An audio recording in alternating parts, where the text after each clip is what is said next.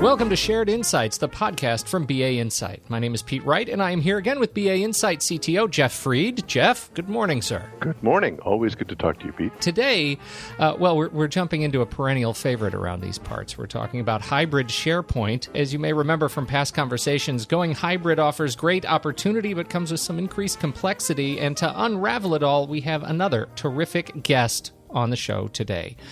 Vlad Catrinescu is president of VNext Solutions. He's a Microsoft MVP in SharePoint and specializes in deploying the perfect SharePoint infrastructure, especially in high availability and disaster recovery scenarios. And he's founder of SharePoint-community.net, one of the most active SharePoint communities you'll find. If you are looking for help in deploying hybrid SharePoint, it's tough to find a better resource. Vlad, welcome to Shared Insights. Thank you, Pete. It seems like the SharePoint community that begins to explore hybrid gets really excited really quickly. Vlad, as an expert in these deployments, what excites you about hybrid and helping your clients get on board the hybrid train? I think the best feature, the coolest thing about hybrid is that you're able to get the latest things that Microsoft is releasing in the cloud. So all the cloud-first, mobile-first stuff like Delve, Groups, you're able to integrate that with your on-prem because of that hybrid connection. So you, even if you're still on-prem, even if you do farm solution, you have a complicated environment, you still can put some workloads and get the latest and greatest in the cloud.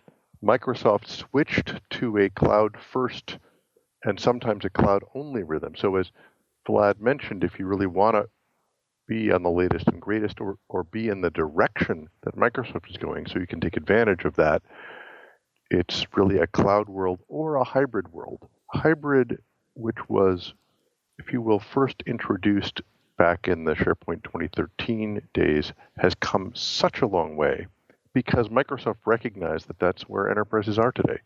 You know, they've invested in making hybrid capabilities accessible. And that's what I get excited about. So let's walk through a little bit. For those who haven't taken the plunge, Vlad, can you walk us through a quick overview of hybrid capabilities that come when you start going down this path? Sure. So there are about 5 or 6 hybrid capabilities that you get. The first one, which I found to be the most popular to my clients, is Hybrid OneDrive for Business. As you know, you're able to get OneDrive for Business purely on-prem.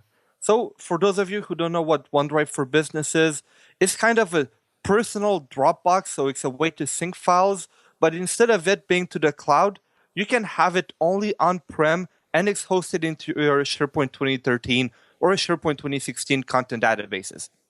However, that makes a lot of companies want to limit how much space they give users. So they're like, hey, you have this cool new feature, but because we have to pay for all your data and all your storage, we're only going to give you 1 gigabyte. However, a lot of companies also have Office 365 licenses, and they could host this OneDrive for Business in Office 365, and they would get between 1 terabyte and unlimited content for free. So you have the ability for each user in your organization to have 1 terabyte of personal files, and all the growth, all the backups, all the availability is all handled by Microsoft. So that's a big money saver right there. And it also allows users to access their personal files because it's not project files that usually should be in OneDrive for Business. It's personal files, stuff that the users are working on. They could access it from anywhere in the world as long as they have an internet connection. So you don't have to open that VPN. You don't have to open up your SharePoint server to the outside. It really allows you to be a lot more productive. After you start putting content into SharePoint, the other feature is hybrid search. Because once you have content in both places, you want to make sure that you can find those documents. You're able to find them whatever system they're in. I do want to point out, we had a previous episode on the show specifically about cloud hybrid search. So we'll cover it here as well because it's very near and dear my heart as well as Vlad's. But if you're listening and you want to get even more, you can go back a couple of episodes. Yeah, that was episode 5, and I will put a direct link in the show notes for folks, so you can jump right back and listen to that. We're in the middle of a hybrid. We're talking about hybrid search. What's the next feature you wanted to run down, Vlad? Next feature, I think, would be the hybrid sites. So basically, hybrid sites actually implements 3 different features.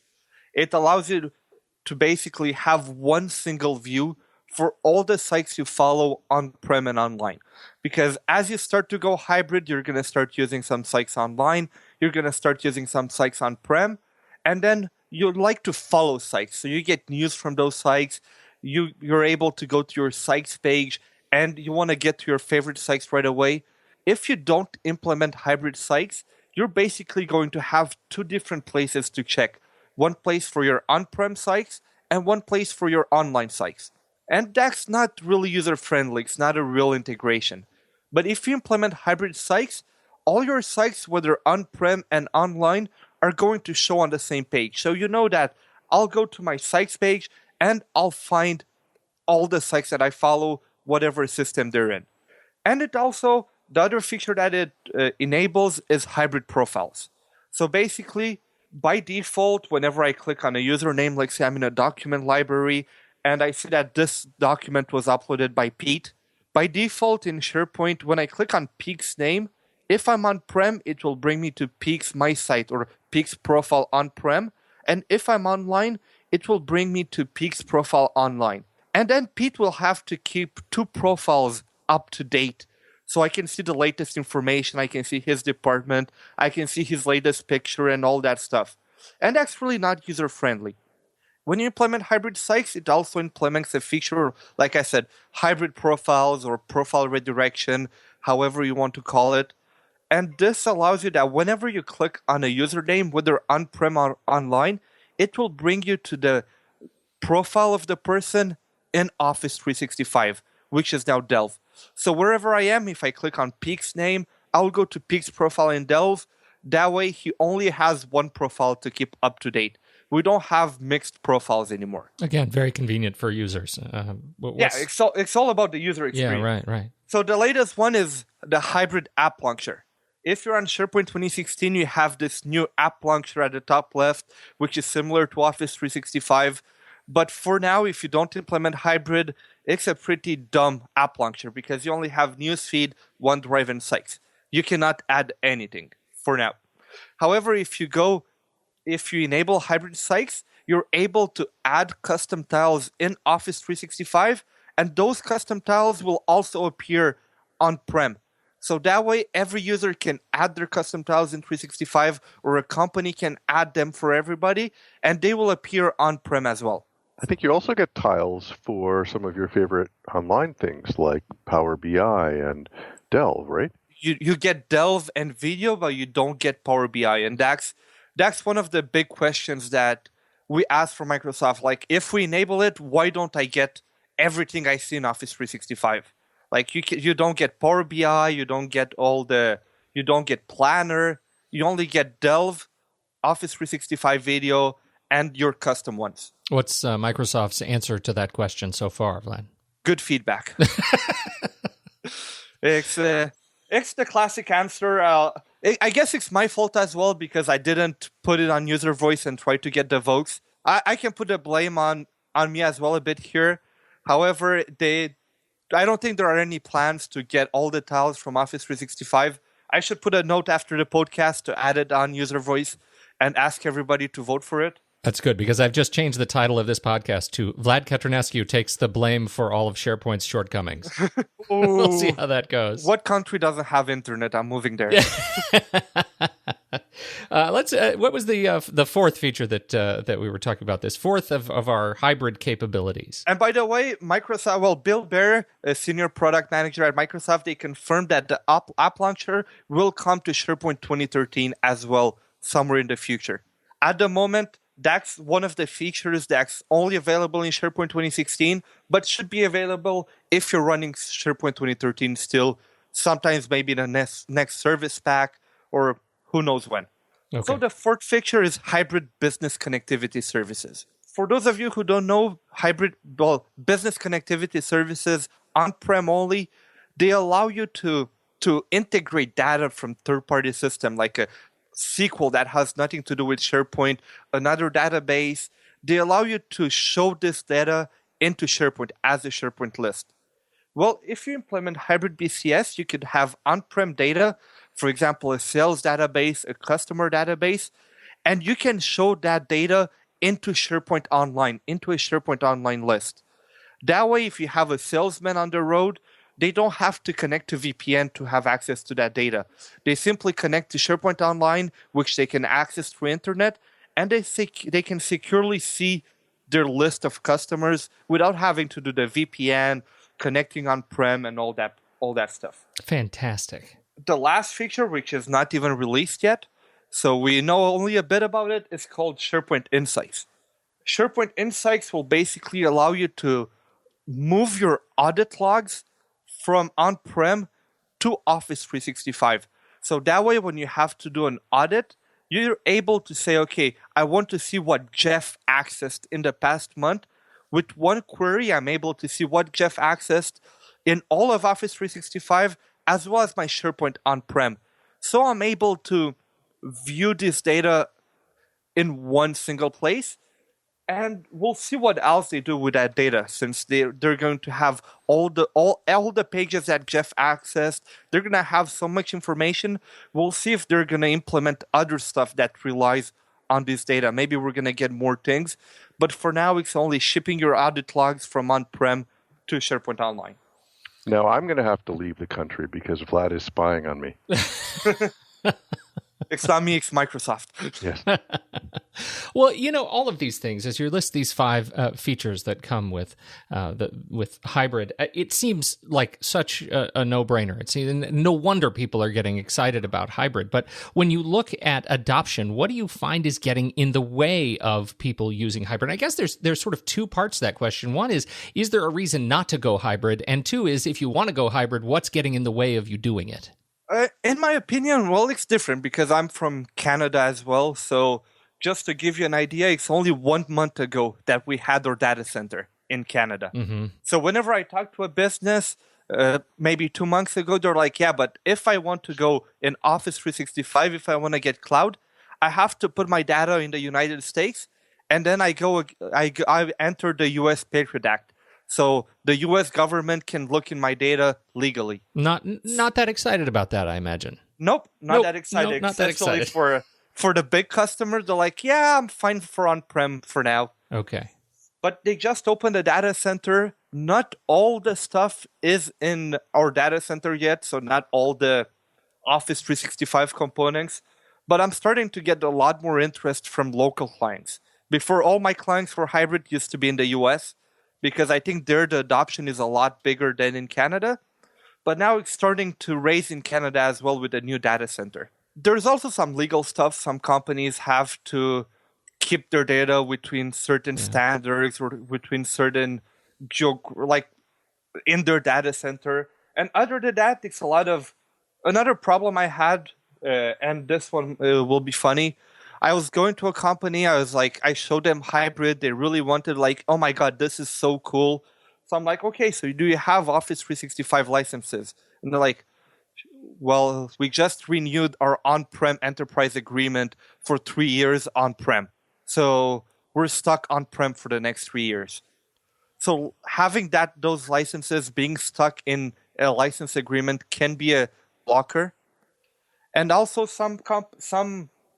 I think some people just don't want to go hybrid. Some people are fully anti-cloud, and they don't know why. I think that's most of the people. That is the problem. They don't know why they don't want to go cloud, but they don't want to. Talk a little bit about the complexity of setting it up and configuring hybrid. How hard is it? It depends. I'm a consultant, so that's the golden answer, right? It's incredibly complex, and you should call me because I'll help. Exactly. Right. It honestly depends on what features you want to enable. To give you an idea, the course that I just did on Pluralsight about hybrid, I had to read about 700 pages on TechNet, on ebooks, on stuff like that to get the whole picture of how it works. The way that the documentation is done, the way that Microsoft created the documentation, it makes a lot of people give up before they even start, before they actually know, hey, to enable OneDrive for Business, I don't even need to set up a server-to-server trust. I only need to fill up a list with like 5 options, and that's it. And that was buried in 700 pages of documentation. Yeah, because if you look at the way that Microsoft tells you, like, the roadmaps that they give, it can be really, really complicated to be like, hey, if I only want this feature, I don't need the whole Ferrari package. I don't need to set up my reverse proxy. I don't need to get 7 different certificates. I don't need to run like the 60 PowerShell commandlets to set up server-to-server trust. I only need to set up something in central admin. Mm-hmm. If you want to do something like the most advanced one, let's say it's hybrid BCS. That's the most advanced feature that you could configure in hybrid. Without the customizations, I know Jeff is a big search guy, and Jeff will tell me that no, cloud search, if you want to configure everything, is the most complicated. But from purely an infrastructure point of view, hybrid BCS is the most complicated because it has the most requirements of stuff that you need to configure. And it's not that hard. Once you understand it and once you get it explained to you of how everything works and you see the whole picture, I don't see it that complicated anymore. Jeff, what's your sense of this complexity question? And do you want to respond to this? Now that the gauntlet has been thrown, yes. Well, I sense a white glove on your face. There we go. No, actually, I agree that cloud hybrid search, my favorite, is not as difficult to set up as BCS. And I think there's challenges with the data gateway and BCS as well as all the prerequisites. There is a really strong perception of hybrid as being complex. The documentation issues that Vlad just talked about, which come a bit from all of these layers of new content and figuring out which content is out of date, even, it can be hard. There is a reality of the complexity. Anything hybrid has more moving parts. We have some customers that don't use hybrid because they say, well, I'm not that big, I'm going to just move everything to the cloud. Much more often we have people that adopt hybrid, and then it's about, how do I learn to do it? I'll also say that the complexity and difficulty in setup has gotten a lot better. Take identity, hybrid identity is one of the foundation pieces. If you don't have that working, you really don't have anything. To get that working with DirSync 3 years ago was nearly impossible. It was a nightmare. And hardly anybody could really get classic hybrid search working. But through a lot of iterations, Microsoft has reduced the complexity in that really dramatically. So, even my sister can set up hybrid identity. The success rate that I see in our customers is much higher, and we're able to help people through getting hybrid search set up in 1 or 2 weeks pretty reliably. Well, and that leads to the next question. Sort of, how do you find those customers who, let's say, made the decision to adopt some of these new features, last month? Where are they today, and what is it that they're feeling sort of is making them successful in it? Vlad, do you want to take that on first? I think the users are the one who are the happiest. I think really the business users are like, wow, we have all those new features to play with, and like now I can choose, like say I want to have a basic collaboration site. I can put it online. I want to have an extranet. I don't have to wait 4 months for the IT department to set me up. I can simply invite an external users in Office 365. I think the business users are the happiest and everything goes well with them. That's my sense too. In preparing for this, some of the feedback from business users, an interview with a sales team manager said this feels like an entirely new platform, not just a new feature set. Yeah. However, I think the IT is having trouble to adapt with the release cadence in Office 365. Like, I was visiting a client that was implementing hybrid, and they didn't call me early in the project. They called me in the project back when when it was going bad, and they're like, we need saving. So I'm like, okay, so you guys are like doing all this code to go against this feature, and this feature is not even in Office 365 anymore. This feature is already gone. You guys like missed the update last month. And I think a lot of a lot of IT people, a lot of organizations that try to control the training, control everything, they're having troubles to adapt with the latest, like the modern Office library, stuff that Microsoft releases and that changes your whole training documents. It changes your code, stuff like that. So I think that's the IT people are having more trouble getting used to it than business users. As you look at these stories of implementation and your experience in implementation, what are the things that you find that people in charge of the implementation, your IT teams, should be most wary of or should be on the lookout? What are the red flags? I think because the rolling out is not purely IT people, the rolling out really has to be a team effort. So I think the problem from an IT perspective when trying to really get it work technically is that you cannot have a one-man team that's trying to configure SharePoint Hybrid from A to Z. You need certificates, you need to do stuff in the DNS, you need to do stuff in the public DNS, you need to do stuff on the reverse proxy. And I think a lot of companies are way too siloed and getting used to that, hey, I have a SharePoint project, but I'll need a DNS guy or a domain admin full-time with me to get me working. So I think getting all those team members around the table is the big challenge in getting hybrid set up. Yeah, I think it's very daunting for SharePoint IT pros to look at hybrid, both because of this cadence. Things are moving constantly, and there's new things rolling out in Office 365 that you cannot control, and because of all of these new skill sets. Most people wouldn't be in IT if they didn't like to learn. But you need to be good at PowerShell. Now you need to know identity, as well as the individual workloads, as well as IT management. So I think it's daunting for many IT folks. I agree wholeheartedly with what Vlad just said about lining up stakeholders. That's the number one factor that slows down the projects that we do with our clients, is that they need the right people at the right time, and they haven't thought about it until the hour before. That kind of project coordination and the kind of change management where you're rolling out something to a broad user population pretty quickly, those are new skills. As we get close to wrapping up here, I wonder if you each would share one of your favorite deployment stories. And Vlad, will start with you. As you are seeing companies that you are working with be successful using some of these new technologies built into hybrid, give me a story that you're most excited about.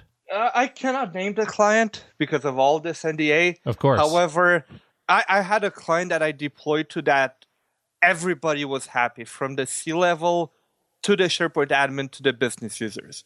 The client was basically, they had a lot of business people on the road, and they had iPhones that they had to connect to VPN and then use like an in-house application to get simple data from a SQL database. So we implemented hybrid BCS for them, and that saved them 20 minutes only to look up information for a client and get the latest sales information. The IT people were happy because we put the OneDrive for Business, and there were like 30,000 people. So imagine only 30,000 people that had 5 gigs each in their on-prem OneDrive for Business. Only that being able to move that data from on-prem to online and not having to back up this data anymore, it's like 30 terabytes of data that we moved from on-prem to online, and that they don't have to back up anymore. They don't have to restore files there anymore. It's all in the cloud. They don't have to take care of that data anymore. The C-level was happy because all those 30 terabytes of storage, all those extra servers, they don't need to pay for those anymore, right? Well, more storage for other applications, SharePoint costs less, and they already paid for everything. A lot of companies, when they buy an Office 365 license, they pay for their online OneDrive for Business. They pay for the SharePoint Online. It's all included in the in the Office 365 license. It's cool to see that, hey, we're paying for all this stuff, and now we're finally using it and actually saving a ton of money. And reducing points of failure and giving the users an incredible experience. I mean, it seems like everybody was happy. That's fantastic. How often do you get an IT project or a deployment project where that happens? Usually, a lot of people, sometimes somebody is not happy because somebody's like the SQL admin. Yeah, but now I have less job to do, so my job is at risk. And you always get this like comment that comes from nowhere, and you're like, but dude, like, you have to work to make your users happy. Yeah, those buts. Buts are everywhere. But. Yeah. What do you think, Jeffrey? Are you seeing a reduction in buts in your implementations? Yes, I still see a lot of them because there are so many people involved.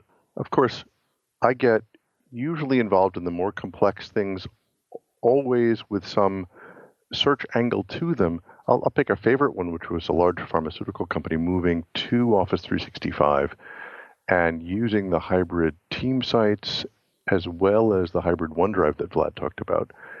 We were able with them to bring Documentum content into the mix so that people could access it from a partner standpoint and from a mobile device standpoint in a single search view. And I won't say this was a trivial project, largely because this was very early in the cloud hybrid search. They went live before the GA of the capability, actually. But because it kept finding positive surprises. I mean, there were questions about security and the ability to do proper security trimming. Once we did a mapping and found a way to map things down, the positive surprise was we'd actually found issues in the way the original documents were secured and fixed them programmatically. They also discovered that they could use data loss prevention, which is essentially scanning content that's also available in Office 365, applies to content brought into the index through our connectors. So we had a Documentum connector, and another positive surprise was they were able to scan for sensitive information and use that content to show up in the Office graph. So there kept being additional unexpected benefits, if you will. And the three initial use cases, which were around quality management, a research archive, and sort of a finance project control, once those were up, it seemed like new use cases came out of the woodwork. And that's how you know that you've got good momentum. When you talk about such a large data set, such large collections, it makes me think about something we've talked about a little bit before, which is the analytics. How is analytics on this data impacted by hybrid? And are you finding that the data is good?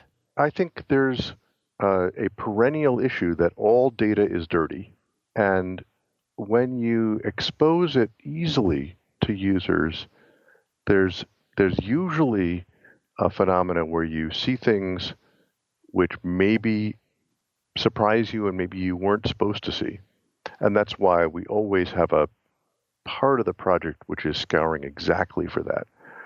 I don't yet know whether the SharePoint Insights, sort of the audit features that Vlad was talking about that are still coming, are going to be things that help a lot for these huge data sets. But I will certainly say that I already see OneDrive and the visibility and compliance controls of OneDrive as a big step up compared to almost any file share system.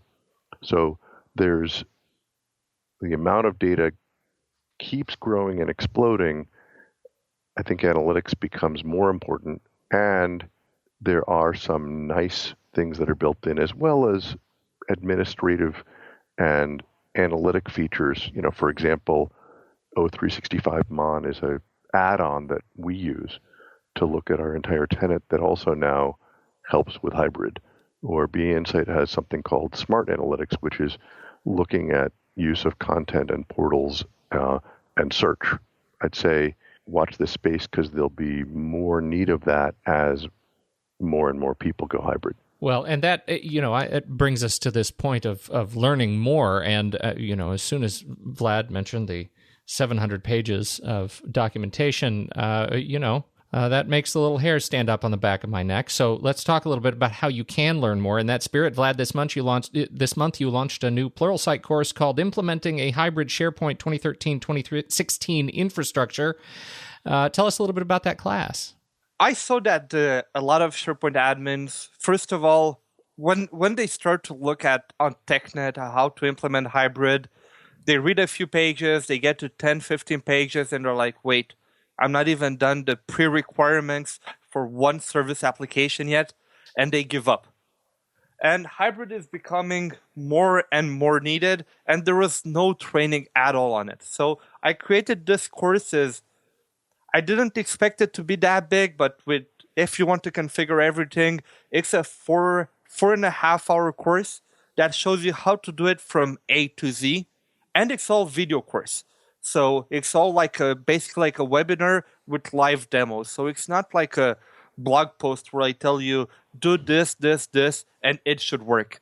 I actually show you how to do it in a live demo and how you should get it from A to Z and how you should test that everything works properly. And it's going to be really important, especially for all those gold partners that want to keep their gold SharePoint certification. Hybrid is a big part of the SharePoint 2016 exam. That, by the way, I think the beta came out today. So you need to learn hybrid. If you want to get SharePoint 2016 certified, you need to learn hybrid, and a lot more customers are going to ask you for it. So it's definitely a course to watch. I think in 4.5 hours, it will save you a ton of hours of other reading, and it will give you a good idea it will teach you from A to Z how to configure hybrid. And Pete, I'll also send you a link on how everybody could get a 3-month subscription for free. Oh, because excellent. Pluralsight is usually paid. I think it's not even that expensive. It's like $25 per month, and you have access to the full library of 4,000 courses. But I'll send you a link. You could maybe add it to the links in the podcast, how to get 3 months for free. So everybody could watch and learn that course for free. Well, that's very kind of you, Vlad. We'll put that in the notes. Thank you. I'll also put in, since I've seen Vlad in action, you couldn't have a better person do this training. It's you have a remarkable way of taking these complicated, sort of arcane things and making them transparent for technical people. That is couldn't be more apparent than in this very podcast. Thank you so much, Vlad, for taking your time and offering us your attention for this last half hour. It's been great talking to you and learning from you. Thank you for having me, and looking forward to talk to you soon. Excellent. And before we let you go, where would you like people to go besides the class to learn more about you and what you do? You can follow my blog. I blog at absolute-sharepoint.com. And you can also find me on Twitter at Vlad Catrinescu. I try to share a lot of interesting stuff from all over the SharePoint world.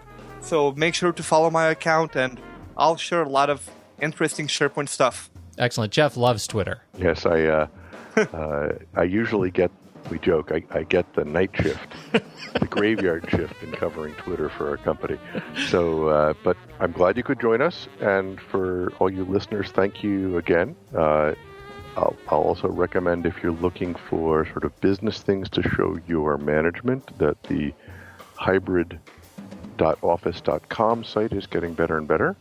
And of course, come and talk to BA Insight. Absolutely. Thank you so much, Jeff and Vlad, and thank you all for joining us. Don't forget, you can listen to the show anytime over at bainsight.com or subscribe for free in your podcast application of choice. On behalf of Jeff and Vlad, I'm Pete Wright, and we'll catch you next time on Shared Insights, the podcast from BA Insight.